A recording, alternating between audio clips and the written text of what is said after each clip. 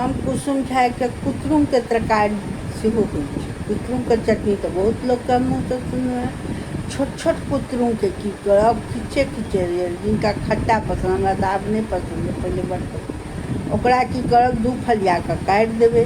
काटि कऽ ओकरा जे सरिसो मिरचाइ हींग ई सब दऽ कऽ, खट्टा रहिते छै, दऽ कऽ जे तरकारी बनेबै, जिनका सबके खट्टा पसंद है ओ खा कऽ छोटे छोटे लेकिन खिच्चेवला के कऽ कऽ तरकारी बना कऽ खा कऽ देखबै कतेक स्वादिष्ट लागत। धरी पात करी धऽ देबै, धऽ कऽ खा कऽ देखबै आ तकर बाद हमरा लाइक कमेंट करब जे कुतरुमके तरकारी हम खेने छी, हमरा बड्ड नीक लागल। हम चोर कऽ अनी आ काकीके कहिए कि काकी को हमरा बना कऽ खुएने रहथिन, बड़ सुंदर लागल। तो हमरा बड़ सुंदर लागल। तब फिर हम चोर के आनिए न बना दिए कनी तरकारी, बड़ सुंदर होइ छै।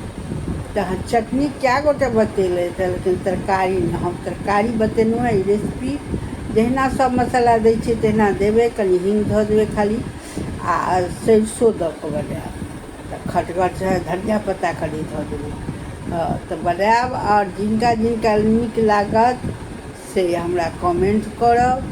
तऽ आब हम मुँहोसँ बजै छी आ तकर बाद बनाबोके रेसिपी सब हम डालब धीरे धीरे। कुसुम झा यूट्यूब पर चैनल है, और लक्ष्मी गृहिणी कुसुम ओहियो पर आयत, यूट्यूब पर से आयत। अहाँ सब सुनब और बनायब और हमरा कहब। सब तऽ मिथिला के अपने बड्ड होशियार सब छै, लेकिन तहियोमे जिनका जे नहीं अबै छनि या हमरे नहीं अबैए तऽ सीख लै छी, तहिना हमहूँ बता दै छी। तरकारी और चटनी सबके जरूर बताएब, और नीक नीक हम चटनी और तरकारी सब बताएब।